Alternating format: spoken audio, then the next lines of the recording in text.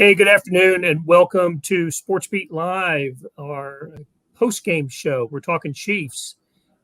They're in the aftermath of a 20-17 loss to the Indianapolis Colts. Show is presented by First Federal, and we're here with the guys who cover the game: Teope, Jesse, Newell, and Vahe, Gregorian. But we want to hear from you.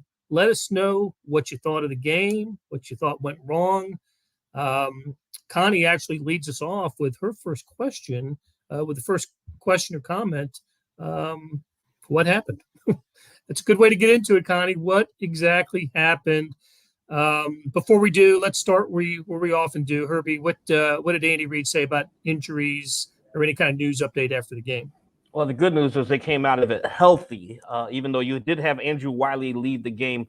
Saw him in the locker room, looked like he had his right eye. It looked like he got poked in the eye. And then safety Brian Cook left the field briefly, was in the medical tent, but he actually played as well. So he didn't really have any major injuries, and that's good news. The bad news is what we're about ready to dive into. They lost. Yeah, they did. And I was going to say that having serious injuries today, but injuries in previous games had an impact on today's game. That is for sure. So, all right, let's go ahead and start with Chris Jones. That's kind of be the sort of the news that comes out of this game. Everybody wants to know what Chris Jones said, and we actually have Jesse's video of Chris Jones in the locker room after the game. Why don't we go ahead and play that now and then get into that play? That if there were so many things that went wrong for the Chiefs in this game, especially toward the end of the game. But I think we'll remember this as if this game has a Chiefs face, it's going to end up being Chris Jones. So let's hear from Chris Jones after the game. Chris, did he express some level of frustration at you for sort of maybe after the snap? I was frustrated that I got called. I don't think I said anything horrendous, but the official called it, and I can't take it back. So I got to do a better job of playing the game and not saying anything. Obviously, was Matt Ryan talking also? I thought we was having a conversation with one another, but never know what the official seen. Could have heard something that was loud. So I just got to do a better job, man. Chris, playing football. Were you surprised at the flag?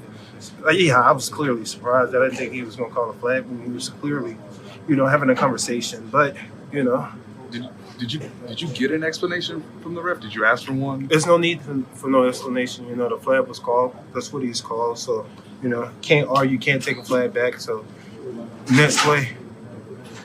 Chris, how hard is it just to get past that it happened that way? Oh, it sucks, man, because I blame myself for that. It was third down. We got off the field. Defense fought hard. And I kind of put us in a situation to get back on the field, and then we got scored on. And that sums up the game. So I take that one. It was my fault. It was definitely my fault.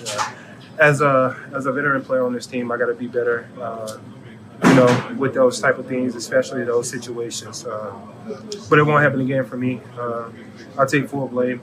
Apologize to my team, for putting us in that type of situation. It was third down. We was off the field. Would have gave our offense the ball back. So. Did you actually speak to the team explicitly, or are you just sort of saying that in a general way? Just saying it in general, Yeah. Is this the type of thing you feel like you said, done before without being flagged in the past? Listen, I've never been flagged for talking, having a conversation. But the game is evolving, man. So we got to learn to adjust as players, and we got to do a better job at it. Okay, that was Chris Jones, and I did a bad job of setting up what Chris Jones was talking about. Anybody who watched the game knows, but just for the purpose of posterity and the record, Jesse, why don't you set up the situation that Chris Jones was discussing, and then Vahe, I know that you ended up writing or were in the process of writing about it. Yeah, it was basically the Chiefs set up as they did all day. They had a great blitz called. They get a sack on Matt Ryan. It's going to be 4th and about 16 for the Colts when they're down in the game with about 5 minutes left. So basically your only decision is to punt there, most likely. I mean, with Matt Ryan and the offense that the Colts have, it's going to be very unlikely for you to convert 4th and 16. As Matt Ryan's getting up from the sack, Kristen Jones and him are talking. They talk. And eventually the official throws his flag up in the air and calls him for unsportsmanlike conduct, gives the Colts a free first down. the Colts go on and have the perfect drive. They go on to score a touchdown with very little time remaining so that the Chiefs can't respond in the way they would want to. So I'll kick it over to Vahe because obviously he is writing about Chris Jones, but you can't really overstate a play like that. I mean, if that ball gets punted back to the Chiefs, I think the Chiefs win the game. It didn't get punted back because of that flag on Chris Jones. Whether he deserved it or not, he got that penalty, and that's what changed the game at that point in time, for sure. Yeah, look, there's a lot going on with that play. And first of all, Jesse, your point is great about the impact of it. Blair, your point was great about it being one of a number of plays. The Chiefs, after 10 days after that Chargers game, they found a way to win. They absolutely were hell-bent on giving this game to the Colts, it seemed like. And that is the play we'll remember. I think, as you put it, Blair, we'll put a face to it. What we don't know what Chris Jones said. Chris Jones had a chance, probably multiple chances, but at least one specific chance to say what he said, and he said he didn't remember. Matt Ryan declined to say what Chris Jones said. The officials declined to say what Chris Jones said in the pool report given to our friend Adam Teicher. But they did sort of, and they were even asked to elaborate and said that they wouldn't, but they'll include it in their game report to the league. So we're left to surmise that Chris Jones said something he shouldn't have said. It does seem pretty harsh at that point of the game to make a call like that effectively decides the game. But we certainly need to remember there were, I think we can think of 10 other plays very easily that sent this game moving this way. And that's just the most memorable and maybe the last pivotal thing that went against the Chiefs. And we can't even really say the penalty shouldn't have been called because we don't know what was said. It just seems unusual, very unusual for it to be called at that time. Larry identified one of those plays, talking about the drop that Kelsey had in the end zone earlier than that. Herbie, what's your take on the whole thing? You've covered the league for quite a long time. I know that Jim Nantz and Tony Romo were surprised that a flag was thrown, and all replay showed was, Matt Ryan and Chris Jones standing up, and then their helmets are facing each other, and Chris seems to be, he's nodding his head a little bit, seemed to be doing the talking. And before those two separated, the flag came out. And of course, Chris Jones said he was surprised, and as we just heard, he's never been flagged for having a discussion, which is how he described it. But what's your overall take on it? Weird to see something like that because, as everybody here said, that is a game changer because it kept the Colts drive alive, and of course that ended up being the game-winning drive. Normally you would want the officials just to let the players be players, let them say what they say, as long as they don't cross any lines. Unfortunately, we don't know what was said. I think what's going to happen is, since we heard the reporter say they'll include it in their report, which means somebody from the NFL Network is going to get their hands on that report, and we'll finally figure out what was said between the two, even though you have Chris Jones declining, Matt Ryan declining.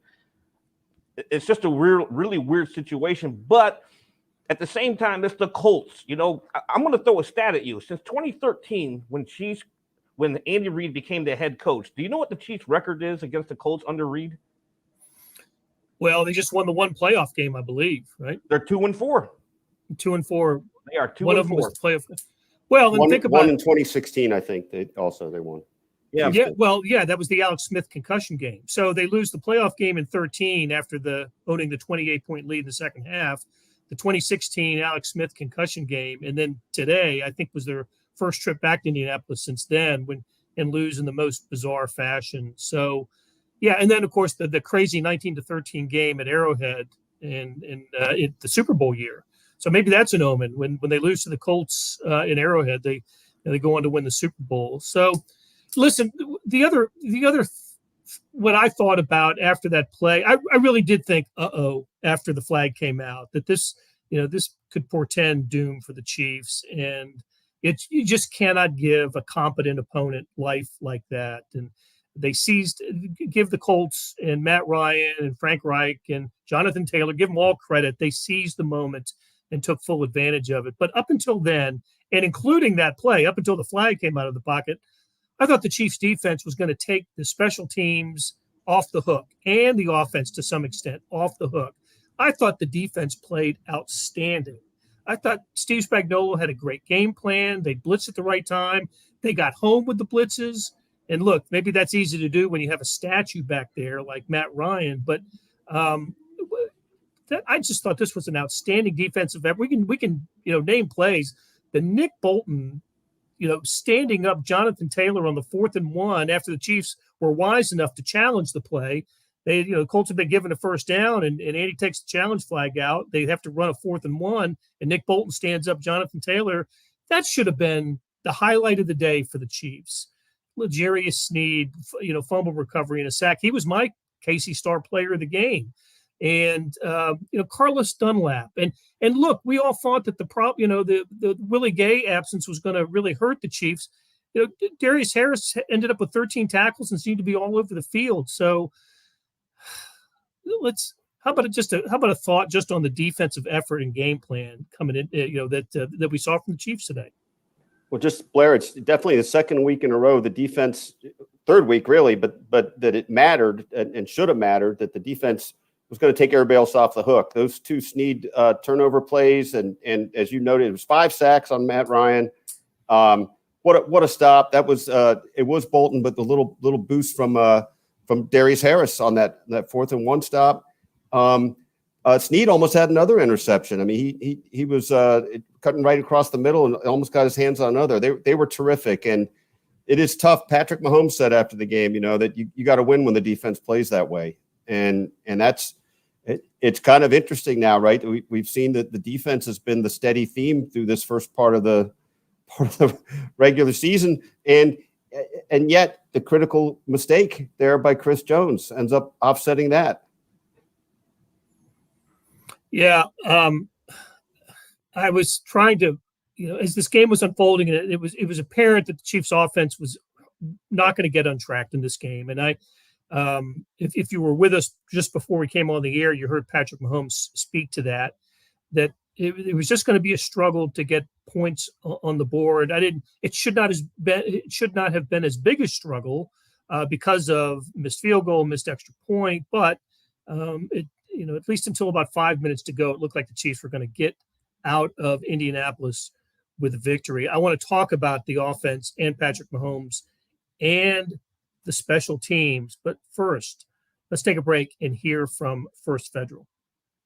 When I bought my first home, I was searching for listings and negotiating all on my own. Now I'm back in the housing market, and I could not imagine doing that again. But then I found First Federal Bank of Kansas City's expert loan advisors at ffbkc.com. They were kind, knowledgeable, and available 24/7. My loan advisor answered my questions and helped me feel confident all the way through closing. I trust First Federal Bank because they understand banking is personal. Apply today for a home loan at ffbkc.com/homes. First Federal Bank of Kansas City. Member FDIC, Equal Housing Lender.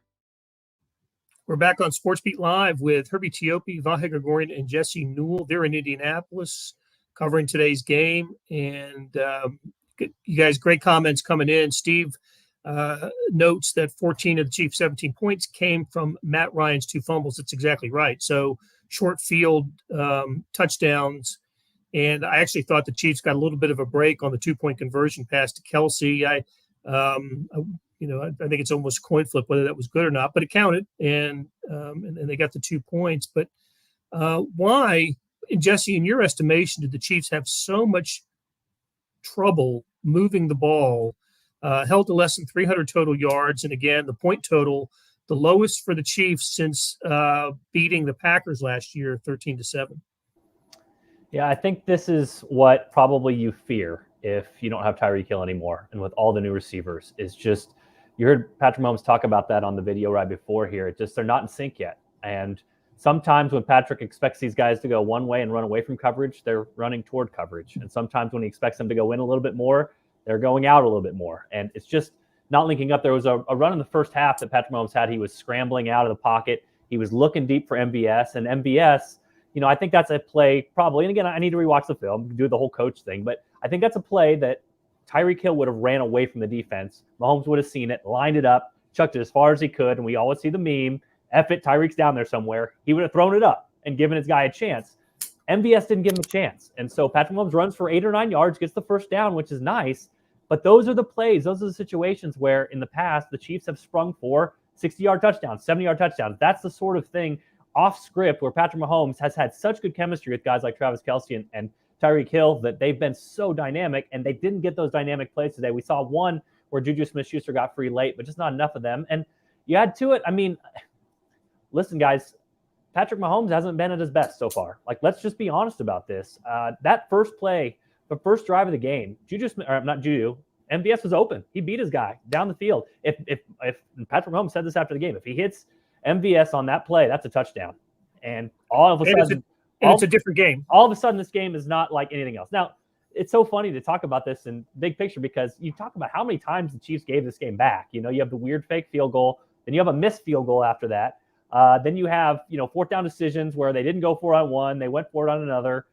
So kind of inconsistent messages there. You got the special teams where Sky Moore hands the other team 7 points at the beginning of the game, which Indianapolis looked like they didn't want to be here that first drive. So if the Chiefs get that ball, drive it down the field and score, again, maybe this game is over before it starts, but I think it kind of goes back to the old adage. What do great teams do? They don't allow themselves to be in close games. The Chiefs never made the play to not be in a close game today. They let the Colts kept letting them be back in this close game, and that's how you lose close games. Just like we've seen Cincinnati. Cincinnati went on a great run of close wins at the end of last season. You look at the start of this season, they've lost all their close games. You know why? Because close games over time, it's going to be about 50-50.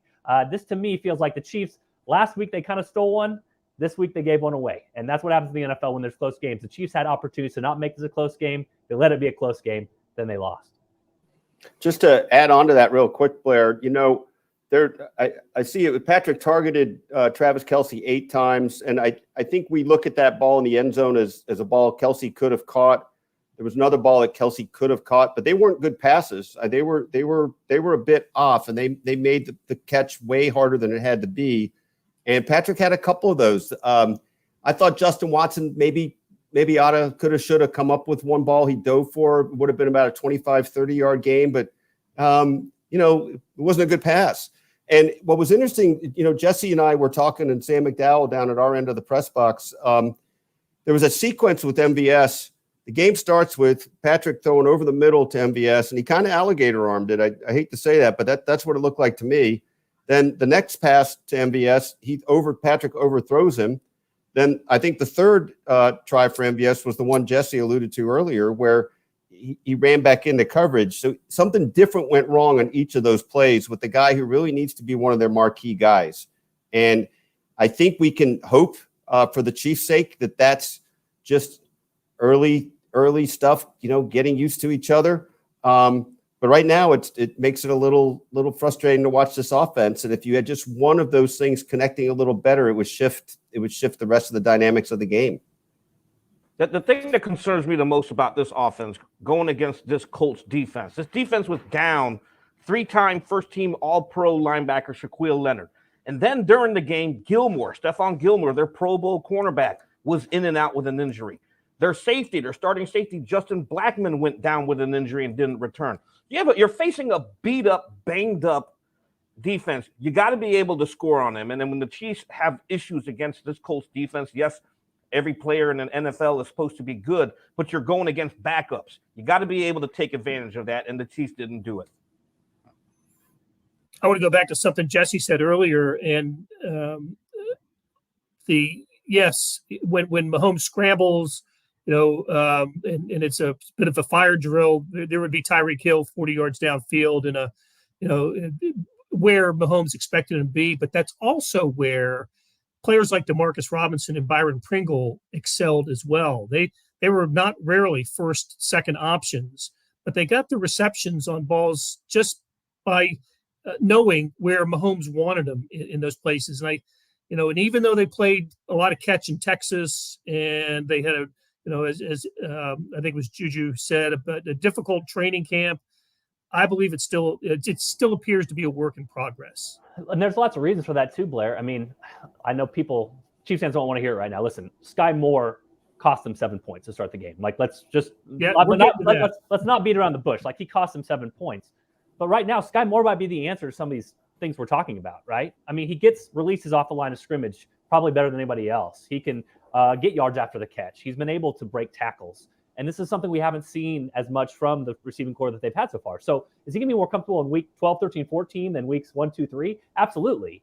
But again, you don't have that time yet. Like, you can't rush experience. You can't rush him knowing the offense or all the motions with the offense or all of Andy Reid's playbook. So this is, again, if you wanted to talk about it or not, I think this is just sort of the natural progression of where this offense is right now. So it's kind of what you want to, I mean, you mentioned it, Blair, the defense is way ahead of what we could have ever expected at this point. That's a great sign for the Chiefs. And the fact they lost today is bad, but like, if you look at that, you're saying, wow, if you get this defense and you assume that Andy Reid and Patrick Mahomes are going to figure out the offense, plus some additions, you know, whether it's MVS getting on the same page, Juju getting on the same page, or Sky Moore developing, they're going to be better by the end of the season. I mean, where it hurts is it's just a loss. And if you're going to try to chase down Buffalo, I know Buffalo lost today, but it's tough, man. With Patrick Mahomes talked about their schedule. I've been talking about their schedule all season. We all talked about their schedule. I mean, you go at Tampa Bay next week.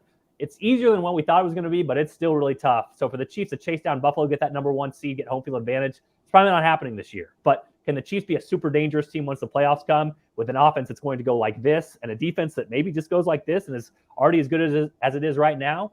That's a really tough team in the playoffs. So the loss hurts for the overall big picture, but there are some really positive signs for this team right now if you look close enough and kind of know where to look. Hey, one other thing just that we kind of went through, but, you know, I find somewhere between puzzling and worrisome is the utter ineffectiveness of Nicole Hardman. Now, I know he got hurt, but he came back in. I'm not entirely sure how many snaps he had after that, but, you know, he had 1 catch for 2 yards today. He's got 7 catches for 67 yards this season. And that is not what they expected to have happen as he was, you know, peaking to some degree late last season. This is a guy that Patrick should have some sense of rhythm and chemistry with at this point. So I find that a little distressing as we look at the things that are not falling into place for the offense. You guys might have better observations on it than I do, but it just stands out to me. I want to get a Herbie snap count on him because you're right. It looks like the heel bothered him. He got that 1 2-yard catch, and then he came out of the game. But he was in on the last play for Patrick Mahomes on that interception. And I'll be interested to go back and watch that one because after that throw and after it went off Juju's hands and got intercepted, Juju and McCole on the field had a long conversation. Like before they went to the sideline, like 10, 15 seconds, like, is that what you were supposed to do? This is what I was doing. And again, it just speaks to what this offense is right now. I mean, it's Patrick Mahomes trying to run around, make plays. Let's throw the offensive line in there too. I mean, he did not get perfect protection. I know Indianapolis has a pretty good front. They did not get pressure before this game, though. They were struggling coming in. First half especially, I think the tackles were not holding up very well. And when the tackles don't hold up well, we see Patrick Mahomes, he gets a tendency to just get a little happy feet. You know what I mean? Like he feels like he has to dodge and duck and dive and, get out of the way of wrenches, all that sort of stuff. And, it's just not comfortable offense yet for the Chiefs. I guess that's probably the way to put it. Nothing's comfortable yet for them. I think they'll get there, and I think when they get there, they'll be a dangerous team. But the shame of it is, we talk about how many plays they still could have made and won this game. They just didn't do it. Yep. Larry agrees on Nicole Hardman. He needs to step up, Larry says. Okay, before we leave the offense, we cannot end our conversation without talking about Dave Toub's special teams. But before we leave the offense, there was a bit of a conversation. Speaking of, the Chris Jones, Matt Ryan conversation wasn't the only one that caught people's attention today. At halftime, as the Chiefs were leaving the field, Patrick Mahomes and Eric Bieniemy seemed to have a little chat. Herbie, what did we find out about what was said between Patrick Mahomes and Eric Bieniemy? Didn't find out too much, did we, Jesse? Jesse's waving for the fair catch. Calling me. Hope he corrals it better than Scott. Yeah. Okay. What you got, Jesse? We talked to Patrick afterwards at the podium. He said he just wanted to try to go score at that point. He actually was pretty forthcoming about it, but said they were facing second or third and 20. And he basically got told that they just wanted to get the ball to the half and get the ball in the second half. He said that the run was what frustrated him, just running the ball, letting the run, and not trying to go for a Hail Mary on that last play of the game, the last play of the half. But he basically said his conversation was, I won't turn it over. I'll get the ball out. I'll give our guys a chance. I'll try to get deep down the sideline. I will not turn it over. I will not make this worse, basically. And it just sort of fell on deaf ears. But he kept talking about, hey, I'm a competitor. This is what I'm going to do. I'm on the field. I want to go make a play, but, they have to manage the game, that sort of thing. But it is interesting. I mean, I appreciate his forthcoming comments, but it is interesting when you say that sort of thing where it's like, hey, they have to be the game managers. They have to be the ones that come up with the reasons here. And the Chiefs end up losing by 3, So I don't think that necessarily was a good choice, right? I mean, to the victors go the spoils, and I guess to the losers go the rest. And so the Chiefs did not go for it in that situation. Patrick Mahomes wanted to, and this is sort of, not a huge deal. And Andy Reid spoke about afterwards saying it wasn't a confrontation, no matter what it looked like on video. But I think it is the start of something. We see this with superstars in sports like Patrick Mahomes is. I mean, he carries a lot of weight. He carries a lot of weight in this organization, in this locker room, with this coaching staff. And so when he's not happy, that's very notable. And he was not happy with Eric Bieniemy in that play. And so that was the explanation for it. And like I said, pretty forthcoming with his comments afterwards. If the Chiefs would have won, it would have been less of a big deal. The Chiefs didn't win, so it's going to remain a big deal. I would just add that 2 things. I think Jesse's alluding to an important point that our headlights don't quite go that far in terms of really knowing what the level of tension is, or to what degree it's anything beyond a momentary thing. And I wouldn't even really call it the heat of the moment. Maybe I'm, as Bill Self would say, maybe I'm being soft about that. But I thought it was, it really was like just kind of a debate. I think heat would be too strong. I think Patrick wanted to make a point to Eric Bieniemy, and Andy Reid kind of came over and gently tug Patrick away. I think it's possible that there's a bit more of a kerfuffle over this than maybe there is too. The only thing I'll say is for Mahomes, we saw him like with Pacheco pointing, hey, this is where you should have run the football, that sort of stuff. That discussion can take place in the locker room, and it didn't. You know what I mean? Like, he went straight over the sideline. He sort of had to be shuffled along. So I get it. I mean, again, the conversation looked worse without us hearing the words, and the video without having the words. It looked worse, but Patrick Mahomes is a smart guy.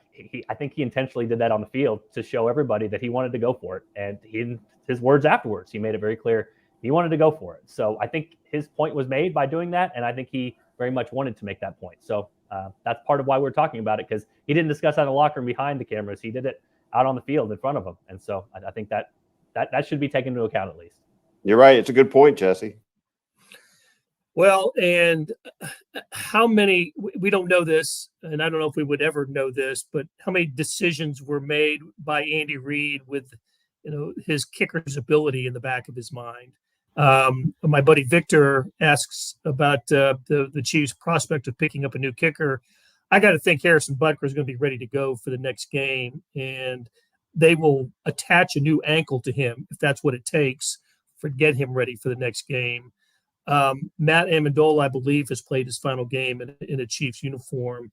They thought so much of him that they attempted their first fake field goal since, I don't know, that Tennessee game in 2019, that crazy finish to that game. It was a disaster of a play, but it wouldn't have counted anyway because the Chiefs had an illegal man downfield, even if they had connected on the reception for a first down.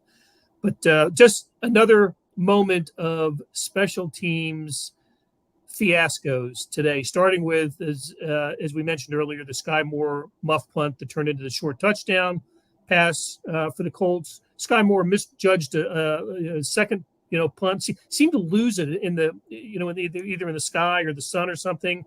Herbie, I just don't remember. I'm sure it's happened. Dave Toub's coached for a long time. Nothing's perfect, but I just don't remember a total failure of the special teams like what we saw today. I think if anything, you'd have to go all the way back to the 2019 season where special teams became a storyline, and it was against the Titans, if you remember. James Winchester had to stand up in the locker room and explain some of the things that he did wrong as a long snapper of all things. But today was bad. When I talked to Sky Moore in the locker room after the game, and he had mentioned the sun wasn't in his eyes. He says, I have to make that catch. And then I asked him, okay, what about the second one? The ball bounced. And then he said, I have to make that catch too. But he admitted the first mistake was on his mind. And he said, I did not want to make another mistake. And then he ended up making the mistake because the ball bounced and rolled down to the 1 yard line. So, but he's a rookie and hopefully he does better. But you are right on Harrison Butker, or at least I'd hope the Chiefs fans probably hope you're right on Harrison Butker. But Andy Reid did say Friday that he's hopeful that Harrison Butker is back in week 4, because they got a brutal performance out of Matt Amendola today. Missed 42-yard field goal and also a missed point, extra point. Excellent. And that's that's 4 points you left on the table there. And another field goal. Yeah, he missed a shorter one. Yeah, and another one. Yeah, Yep. 33-yard, 34-yarder. The other thing about all that, I think too, Blair, you sort of made this point, but all these things change how you play, right? They physically change your location on the field. Surely, as Herbie pointed out, Sky Moore, one gaffe goes into another, or at least is in your mind. You're walking on eggshells about whether you can make an extra point or a field goal. And going back to what you said, Blair, I mean, I think no doubt it affects strategy in multiple ways. You're whether you're coming out of your end zone or you're trying to go in their end zone and you don't know what to do. I mean, I think they're a little scrambled. It's amazing the butterfly effect here, guys. I mean, I'm thinking about like 3 different things we just brought up. So like out here behind us, they just closed the roof, right? Because Patrick Mahomes isn't playing here anymore. So they open the roof, the sun comes in, there's a little bit of wind, and Sky Moore muffs the first punt. Like Indianapolis knew they're the underdog. They knew that some weird stuff has to happen. So open the roof up, let the winds in. So, hey, maybe that got them 7 points. I don't know. I mean, I don't see this roof open very often. I think the Chiefs came and the roof opened. Another thing, the Chiefs have a, quote, kickoff to try to get their kicker. And, I was talking with somebody about this. Like, it worked out for the Chiefs against the Chargers. But, if I played a 3-point contest against Christian Brown, I might win 1 out of 10. Would you say that I should shoot 3-pointers for the KU basketball team after that? Probably not. So the Chiefs do that. They signed Amendola. He was great against the Chargers. But again, today, I mean, 4th and 11, you're faking field goals. I mean, you have no confidence in the guy. I mean, he might as well not even be out here if that's what you're going to do. So again, just these tiny, tiny things. Like if Harrison Butker's here, they're 3-0. So just kind of small, itty bitty things. You talk about them. They put Sky Moore back there. They have faith in him. They have trust in him. He never returned punts in college. Right. Dave Toub put trust in him early to say, hey, believe you can do it. Believe you can do it.